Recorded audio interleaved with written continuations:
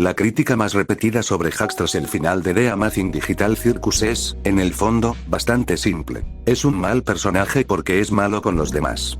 Y esa afirmación, aunque comprensible desde una lectura superficial, revela un problema mucho más profundo que el personaje mismo: la incapacidad de distinguir entre la evaluación moral de un personaje y su valor narrativo. Confundir ambas categorías no es solo un error de análisis, es directamente no saber leer ficción. Empecemos por lo más básico. Hux es cruel, sarcástico, distante. Trata a los demás habitantes del circo con desdén, manipula, provoca, y durante la mayor parte de la serie parece incapaz de genuina empatía. Eso es innegable. Pero la pregunta que la crítica nunca se hace es esta: ¿qué hace narrativamente ese comportamiento dentro de la estructura del relato? Porque desde el modelo actancial de Greimas, que sistematiza cómo funcionan los personajes no como personas, sino como funciones dentro de la narración, Hux ocupa el lugar del oponente dinámico. Y aquí está la clave que se escapa: un oponente dinámico no es un obstáculo decorativo. Es el agente que obliga al sujeto principal a revelar quién realmente es bajo presión. Sin Hux, Pony navega un circo donde todos se consuelan mutuamente, donde el horror existencial de estar atrapados se amortigua con camaradería forzada. Con Hux, hay una voz que niega el autoengaño colectivo, que se niega a fingir que todo está bien, que rasga la superficie de civismo que los demás mantienen como mecanismo de supervivencia. Narratológicamente, Hux es el que hace que la historia tenga dientes. Es el único que le dice en voz alta al relato que la situación es insoportable, aunque lo haga desde la crueldad en lugar del llanto. Y su abstracción en el final no es, como algunos han leído, la demostración de que al final pagó por ser malo. Eso sería una lectura moralizante y pobre. Lo que ocurre es estructuralmente más interesante. Hux se abstrae como un acto de autopunición consciente.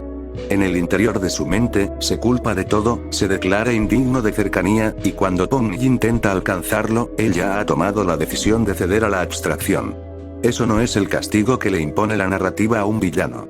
Eso es la consumación de una tragedia clásica, en el sentido más aristotélico del término. Un personaje de naturaleza compleja que cae por la fuerza de sus propias contradicciones internas. La diferencia entre un villano que fracasa y un trágico que se destruye es inmensa, y Hux está firmemente del lado del segundo. Ahora bien, para entender por qué Hux funciona así, por qué su conducta tiene capas y no es simple maldad decorativa, hay que moverse al terreno semiótico. Desde Peirce y desarrollado por Eco, todo signo tiene un significante y un significado que no siempre coinciden en la superficie. La conducta de Hux, el sarcasmo, la hostilidad, el rechazo sistemático a la vulnerabilidad, es el significante. Pero el significado solo se revela cuando la serie expone a su contraparte humana. Lee, un joven con un historial de violencia doméstica, problemas familiares profundos, que huyó de casa tras agredir a su madre y pasó meses en situación de calle antes de empezar a recomponerse. Esa información no está ahí para excusar a Hux en términos morales. Está ahí para codificar semánticamente su comportamiento, para decirnos que lo que leemos como crueldad es en realidad un sistema de defensa tan internalizado que ya no distingue entre amenaza y afecto. La crítica que llama a Hux personaje edgy con trauma de relleno está cometiendo exactamente el error que Eco llamaría el del lector perezoso: leer solo el significante, ver la máscara y concluir que está vacía porque no se molesta en buscar qué hay debajo. Pero la máscara es el texto. La opacidad de Hux no es falta de profundidad, es profundidad deliberadamente resistente, que exige del espectador un esfuerzo interpretativo que muchos simplemente no están dispuestos a hacer. Y cuando la serie finalmente abre esa máscara en el finale, en el momento en que Hux llora, abraza a Pony y se deja llevar por la abstracción, el impacto es tan brutal precisamente porque llevamos episodios enteros construyendo resistencia hacia él. Eso no es mala escritura. Eso es ironía dramática ejecutada con precisión quirúrgica. Y aquí entramos al tercer eje del argumento, que quizás es el más directo: la distinción que M. Forster estableció entre personajes planos y personajes redondos. Un personaje plano es predecible, cumple una función sin sorprender, se puede resumir en una sola frase. Un personaje redondo es aquel capaz de sorprender de manera convincente, de revelarse de formas que contradicen la imagen que habíamos construido de él sin traicionar su lógica interna. Hux es el personaje más redondo de toda la serie.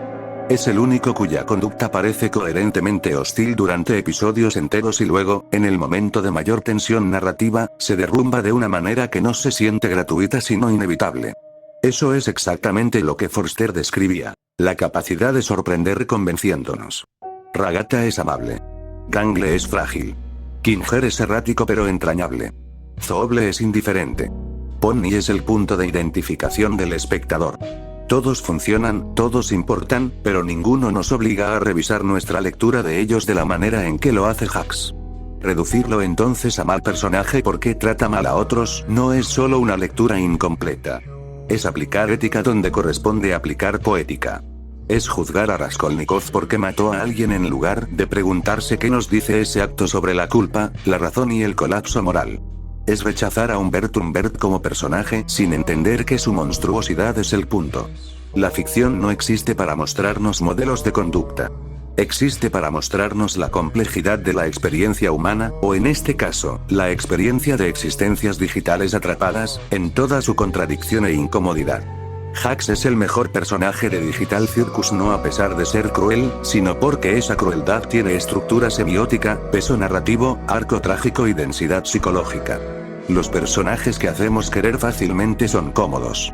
Los que nos incomodan episodio tras episodio y luego nos rompen en el último acto son los que hacen que una obra merezca ser analizada.